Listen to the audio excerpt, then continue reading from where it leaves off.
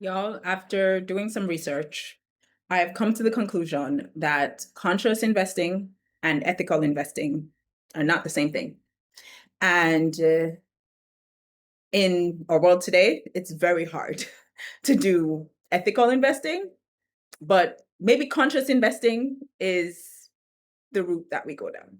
So here's why I say that, because I set out to answer the question of whether you can ethically invest in the S&P 500. And my instinctual answer was no, just based on several videos, conversations I've been having with Claude. Like I've recorded a lot of thoughts so far on this channel around like the S&P 500 and ethical investment, right?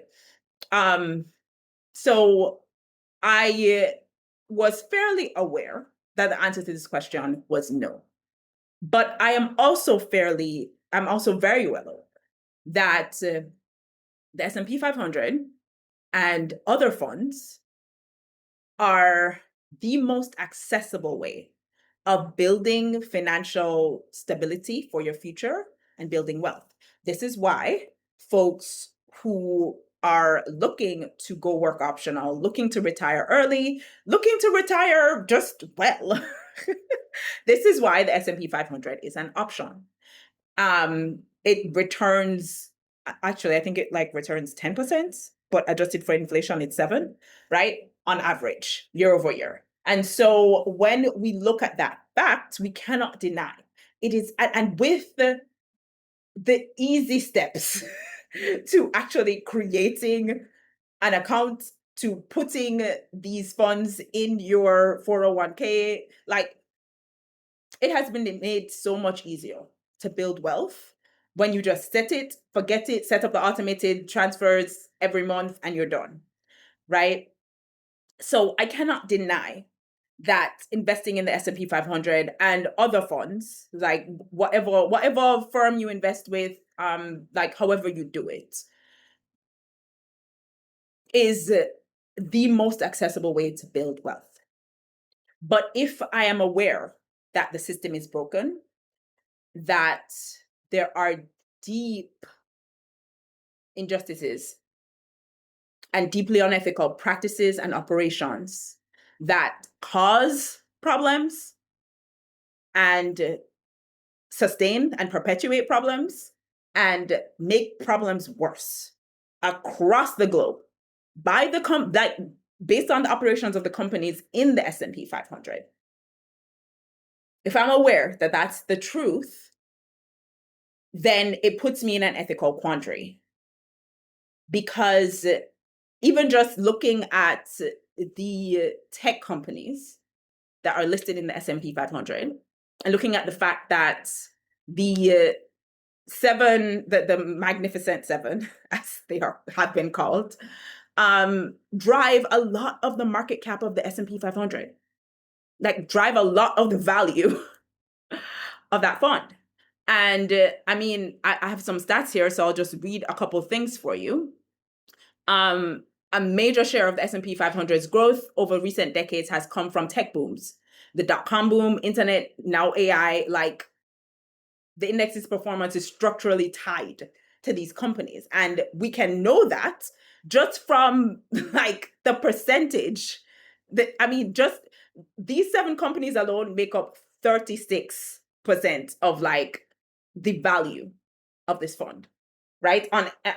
Again, looking at like ballpark figures, because like on any given day, the index, like the weight of what these companies carry in the index, like it changes, right? A company's share of the index's total market cap, it changes, right? And so acknowledging that though, ballpark, that's around 36% of the industry's, the fund's total market cap. And then we think about like just tech companies in general.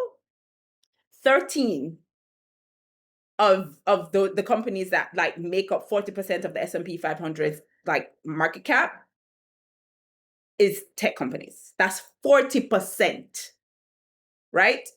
And so I'm looking at this now and I'm just like, okay, well then,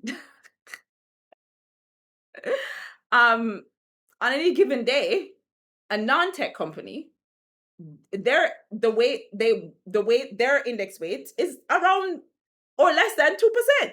Some of them even 1%. I went and researched like 5 non-tech industries listed in the S&P 500 and 5 companies under each of those industries and their ballpark index weight. Y'all, a lot of those companies are less than 1%. I'm talking like 0.4, 0.5, 0.6. So the big 7, all the tech companies dominate. And this fund has grown significantly because of these companies. And then when you look at the injustices and unethical practices and operations, supply chain issues, consumer issues, worker issues, and labor problems, like plagued. Tech companies are plagued with these problems, cause these problems, exacerbate these problems, perpetuate these problems, systemically broken, right? Perpetuating neocolonialism, modern day slavery. I've gone on and on about this, so I won't touch it here. Suffice it to say, deeply problematic and exploitative and destructive for people and the planet. So when I look at that reality, I cannot say that I can ethically invest in the S&P 500. And I had a conversation with Claude about this because Claude is usually where I go to like learn things, ask questions, dig deep into like my thoughts and kind of understand the world, like citing arguments, reading papers, all these things, right? And I had a conversation with Claude about this, and Claude was like, well, like it depends on how you define ethics, and there are ethical funds just by structure of the fund, and it quotes, like it talks about ESG funds. Y'all, I will just link to the reality of ESG funds here because hard pass. Those aren't ethical funds. Okay. They might be labeled as ethical, but when you look at the companies listed and the ish that they're associated with, the problems that they have started, perpetuated, and exacerbated, no. So and if you're anything like me, if you value what I'm talking about, you would agree with me that we cannot ethically invest in the S&P 500. But what I think we can do is consciously invest. Because I think when we say ethical investing, we are putting our money into companies, businesses, vehicles that give us a return, right? Investing, we're investing for a return, but do not do so at the expense of people and the planet. And so for me, that's my definition. And that's why I said I don't think it's easy to do in the world that we live in, because there are very few companies that do not create profit, do not grow in revenue and profit by not exploiting people and the planet. It's either one or the other or both, always. And so I don't think it's very, very straightforward or easy to ethically invest in the world that we live in today. But I do think that there is room for conscious investing. And when I talk about conscious investing, what I am really thinking about here is educating myself and you educating yourself on exactly what you are investing in. What are the ethical problems? What are the systemic, like, what's the systemic brokenness? What's wrong here? What's unjust? What is exploiting people and the planet in ways that are deeply inhumane and disgusting and like repulsive, right? What are those things? I think there's a version of investing where we educate ourselves on those things, where we look at the companies in the S&P 500 and we're like, okay, you are a problem and here's why. And you are a problem and here's why. And you are a problem and here's why. There are like regular old consumer goods companies on this, like Costco, Walmart, all of these regular old companies, like regular companies that we deal with every day in everyday life. They're on the S&P 500. So what is unjust, unethical about their operations? We don't even have to go to the Teslas and the Googles and the Nvidias. Like we don't have to reach that far, right? We just have to look around in our neighborhood. And I think becoming aware of what we are normalizing with our investments. And I want to be clear about two things here because one, when you invest, you are not giving money directly to the company. I want to acknowledge that. When you buy stocks in a company, when you buy ETFs, when you buy the S&P 500 under whatever brokerage firm you use and whatever like ticker that is associated with it, with that brokerage firm, you are not giving money to these companies. Let us just be clear. Yeah? You are buying, you are like doing secondary transactions. So the people who got the stock, like when it first IPO'd, the private investors, the people who bought the stock off of the people who got it in the first fundraising rounds or the when it IPO'd, those are the people that you're buying stocks from. So the money that you use to buy the stock goes directly to the investors that you're paying, who had the stock before you. It's not going to the company.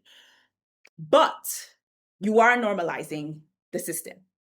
You are normalizing that it's okay for the company to operate this way. How? Because you are affecting the valuation of said company. And based on that company's valuation, they can go leverage other funding, right? Like you are affecting the company's numbers, even if you're not giving money directly to the company. And so you are absolutely normalizing the operations of the company. You are normalizing that in order, like, to the ends justify the means. To gain profit in this way, the means justify that. The modern day slavery, the deeply flawed, like problematic labor practices, the sourcing and supply chain issues, the consumer problems, and how you're not dealing with consumers ethically, all of like the worker problems and labor issues, all of those things are being normalized by you buying the stock. So that's the first thing. Is like we're not giving money directly to the company, yes, but we're also normalizing the operations.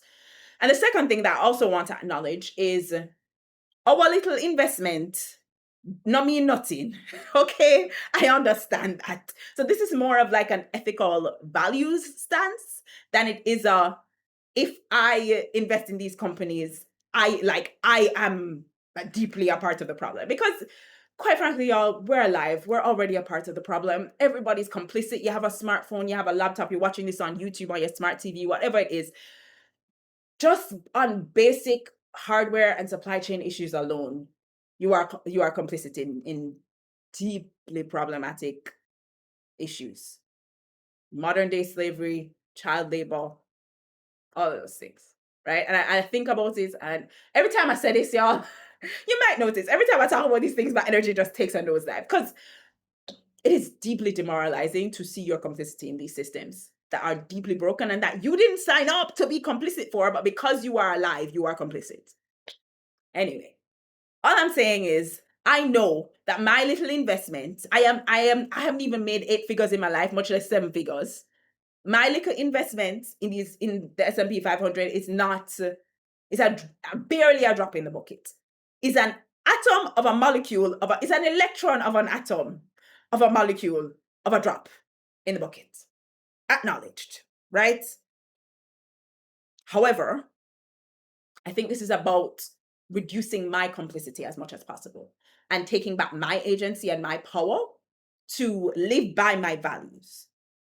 And I think that if you are looking at the way the world is set up, you are seeing the brokenness of these systems.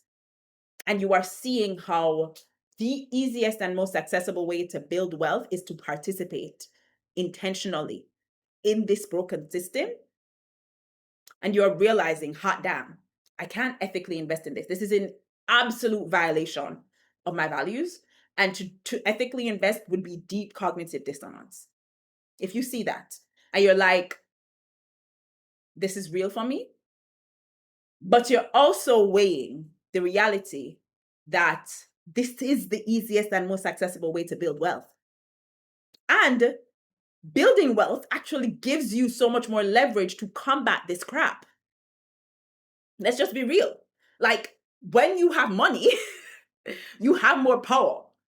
You have more power to affect the system. And so you're weighing in deep tension the reality that you need to build wealth, not just to secure your quality of life, but to gain power to exercise within the system. But your method of gaining wealth to gain power to exercise in the system is being complicit in the system. If you're sitting in that tension, I think conscious investing is where we can start to look. Because I think we can, one, educate ourselves, as I was talking about before, on like why these things are wrong. What exactly is happening? Because the fact of the matter is, y'all, mainstream media does not make these issues as accessible to us as they need to be. Because every day is a new thing, right? Every new cycle is a new thing. And so a lot of these problems are not followed through or kept top of mind for us on a day-to-day basis. It's not top of mind every day that my automated payment into the S&P 500 this month is going toward normalizing child labor in the Democratic Republic of Congo. Like, it's not kept top of mind by the news, right? By news cycles, by media. That's not the thing that we think about every day. So I think conscious investing looks like making the effort to think about it, making the effort to be informed, to become aware.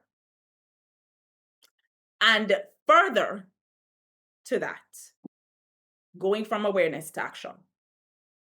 Because it's just like if you find out, actually, put it this way. If you start to notice an increase in homelessness, you just start to notice more people on the street in your community, right? You become aware of an issue, sort of remotely aware. Like you're on the periphery, you're just observing something.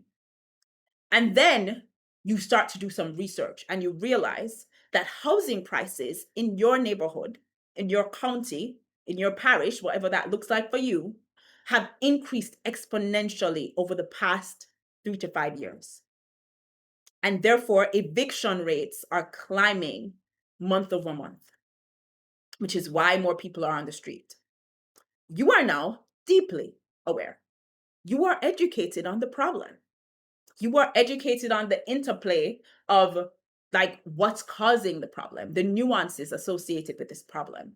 The government in your area gave license to these places and there was a loophole that they used to hike the rent, etc., right? You are now aware. But that awareness does nobody any good if you don't do something about it. If you don't call your representative and be like, hey, we don't like this. If you don't volunteer at places where homeless people are and home insecure people, what's the phrase for that? I'm sure it's not home insecure, is it? where folks who are in that situation are given resources and support to find homes. Like if you don't vote for representatives in your area that are putting on the books policies that prevent landlords from hiking rent prices, that close loopholes that keep them operating in this unethical kind of way and raising eviction rates month over month. Like if you don't give to organizations that are already fighting these causes, there's a multitude of ways to take action, right? Volunteering, financially, making your voice heard and voting. There's a plethora of things that you can do once you are educated. But you can't do them if you don't know. So I think the same kind of parallel exists, right? We can become educated on what these companies in the S&P 500 are up to. What are their problems?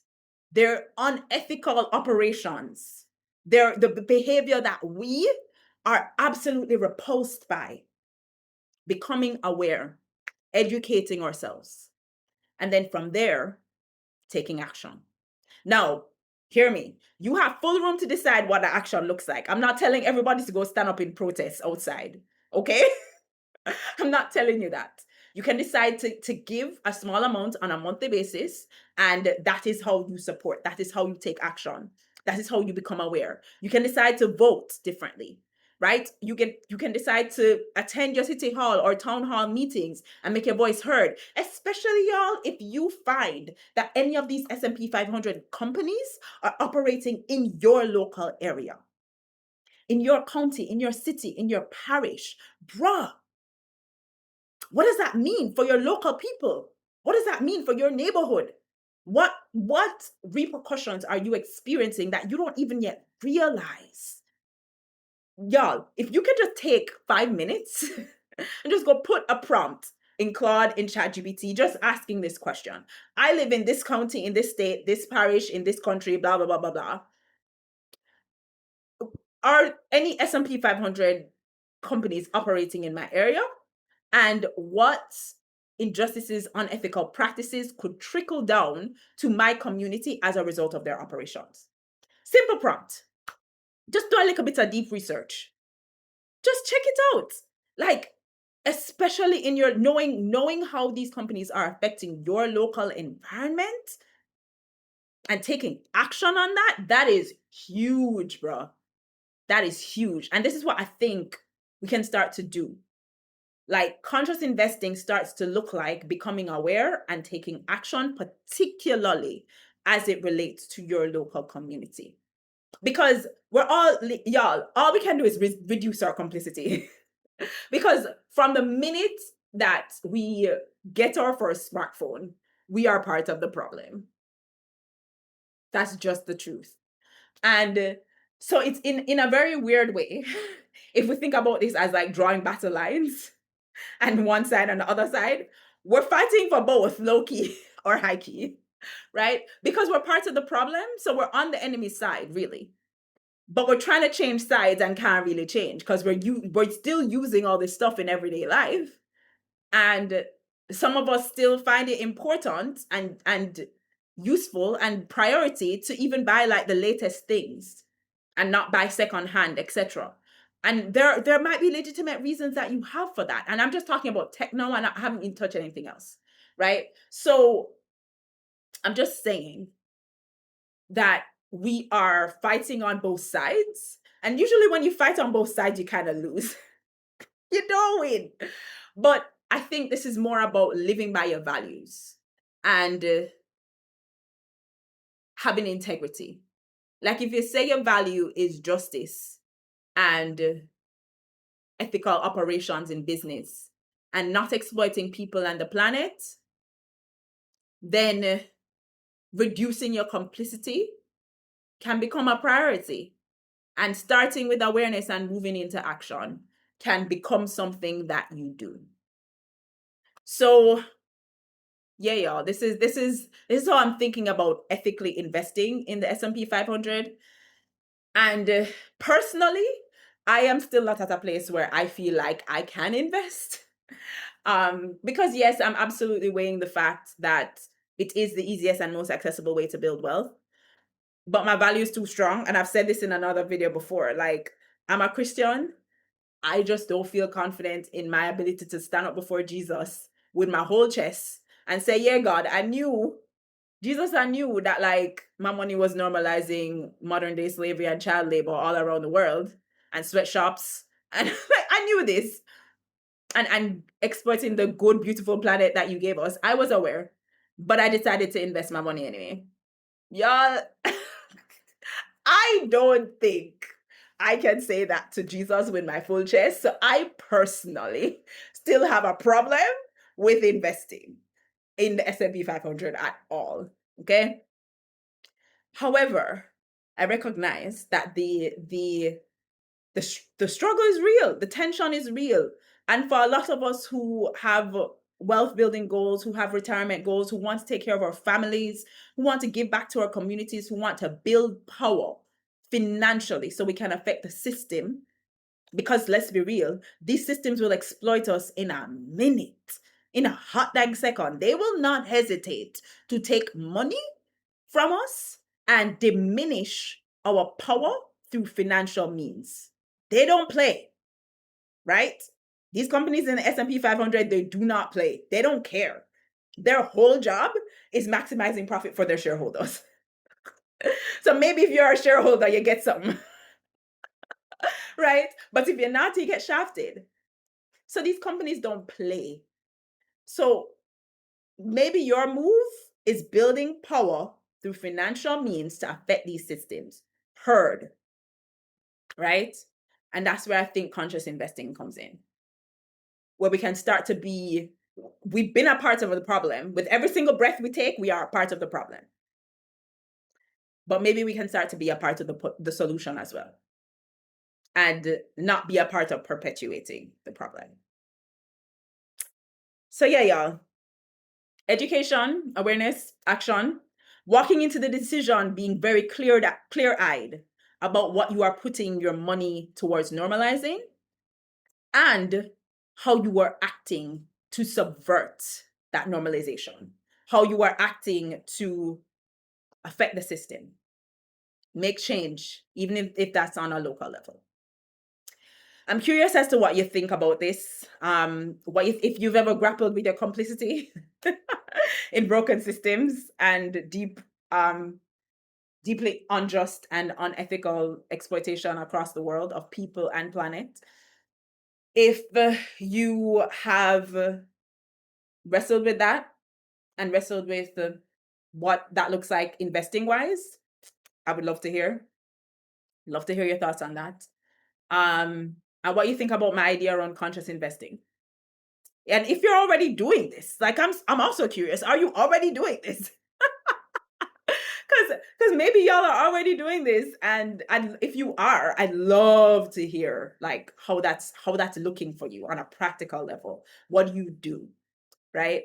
But yeah, y'all, I'm thinking about these things. Obviously, I mean, I have several, as I've said before, I have several videos on my channel talking about this kind of stuff. So feel free to subscribe if this is the world that you want to play in. If these are the discussions that you want to have, join the fam, y'all. This is what we're here for. All right. But yeah, sound off in the comments. Let me know. Thank you so much for joining me for this video. I'll see you in the next one. Take care.